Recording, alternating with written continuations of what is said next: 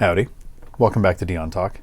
Thanks for clicking on this video. I wasn't sure how I was going to get the thumbnail to attract people because this sounds a little bit like clickbait, but I'm actually going to talk about house hacking at a distance or even in another state. Actually, I'm going to talk about two different ways of doing it. A way that I almost did it and a way that I know several people who are doing it right now. I hear a lot of people talking about investing at a distance. I hardly ever hear about someone talking about house hacking at a distance. Investing at a distance makes sense for a lot of people. Sometimes you live in a high cost of living area and it's really hard to find a property that makes sense math-wise, just wouldn't cash flow. For instance, I live in an area where for over 10 years I have not been able to find one single family house that would cash flow. So I've had to switch to small multifamily. If that wasn't an option, I might have had to start investing at a distance where the numbers made sense. And sometimes people don't live in a high cost of living area, but it just doesn't make sense to invest where they live. If you're in a small town that has one economic driver, a large mill or a base or a port, and there's really nothing else around there, it's kind of risky to invest when one change can impact your entire portfolio. So sometimes it makes sense to invest at a distance, even if you're not in a high cost of living area. Investing at a distance is very popular, and there are some really good strategies for doing it. David Green wrote this book on long-distance real estate investing, and I suggest it for anybody who's going to be buying out of state. Someday, I am going to write a book on how house hacking can help you reach financial independence. But not today.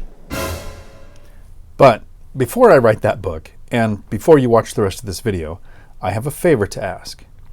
Before you watch the video, please take a moment and in the comments below, let me know what you think I mean by house hacking at a distance. Please hang up and try again. If you left a comment, thanks for playing along, and thanks for the comment. Each one that you leave actually matters to me. Let me cover the way that I almost house hacked at a distance. Currently, I'm house hacking in Washington State.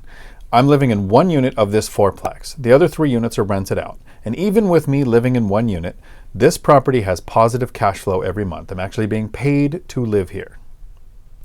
And someday, I'm going to move into another property, possibly another house hack. And when I do that, the unit that I'm currently living in will be rented out and increase the cash flow of this fourplex.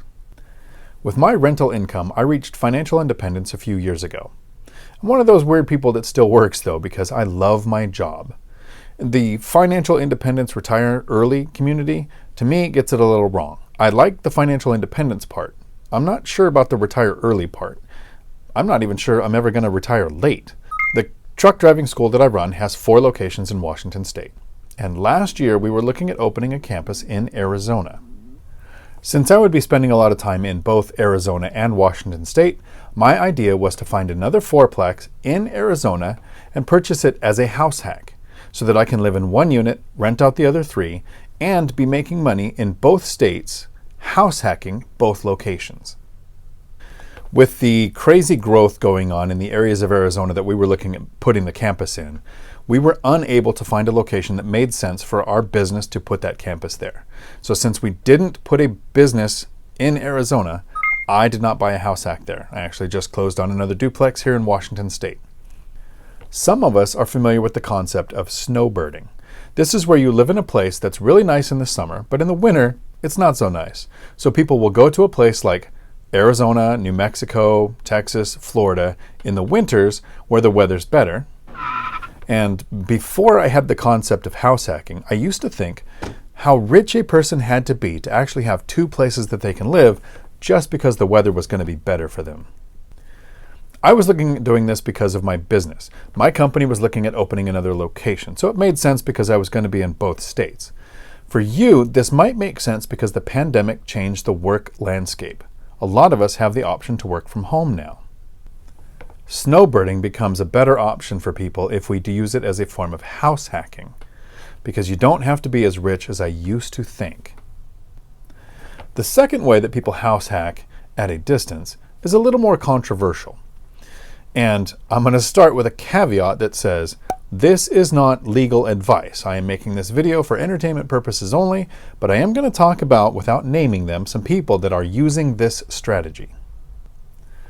Depending on where you live, you might be paying very different taxes than people in other states. Some states have a very high income tax, and some states don't have one at all. If you know who Stephan is, you're probably familiar with the fact that he moved from California to Nevada. And he probably had several reasons for doing it, but state income tax, in my opinion, had to be one of the biggest factors that he was looking at. In California, his income tax with state and federal was over 50%. In Nevada, the state income tax is 0%. So now Graham is only paying federal income tax. In California, he was house hacking, and in Nevada, he's living in a house that he purchased. It is probably saving him more money to live in Nevada than to live for free in California but pay state income tax. So the second way that people house hack at a distance could have been a strategy that Graham could have used if he still wanted to spend time in California. It is not a requirement to live in a state the entire year for that state to be your state of residence. And if you do a quick Google search, you're going to find out about the 183-day rule. So a lot of people think, well, I really don't want to house hack half a year in another state. I just want to claim that state as my state of residency. The 183-day rule applies in some states, not all. The actual spirit of the law is that you must spend most of your time in that state. Here's a hypothetical. Every year, I try to spend at least 1 month in another country.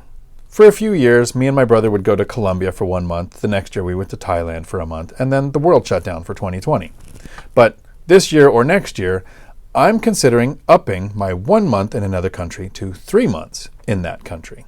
Cost of living is a lot less, doing fun things costs a lot less, and it gets me away from my day-to-day. One of the really nice things about being financially independent. But if I spend 3 months in Thailand, and 3 months in Washington, and then 3 months in Arizona, I'm not really spending 6 months in any one location. So hitting the 183-day rule isn't possible. So there's some other things that we can do to help back up our story or back up our reality that whatever state we wish to be is our state of residency.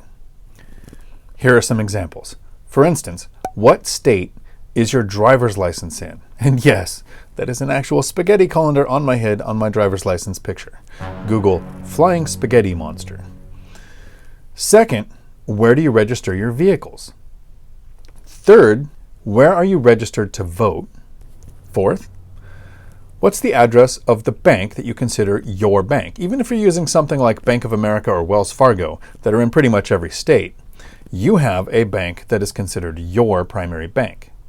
Where do you get your mail sent to? For the fifth one, even though most bills are paid online, if some places still send a physical copy to the bill, what address do you register as your home address? And sixth, what state are your service providers located in? Your doctor, your dentist, your CPA, your attorney. The state that you choose those in, and all of the other things that I've mentioned, can be used to help verify the state that you pick as your state of residency. And before I get attacked in the comments, I'm not saying cheat the system or commit fraud. I'm saying that if you include house hacking in your decision-making process and you look at states that do not have a state income tax, you can make decisions that have a huge impact on your finances. Until my next video, thanks for coming to my Dion talk. We're sorry, the number you have dialed is not in service at this time.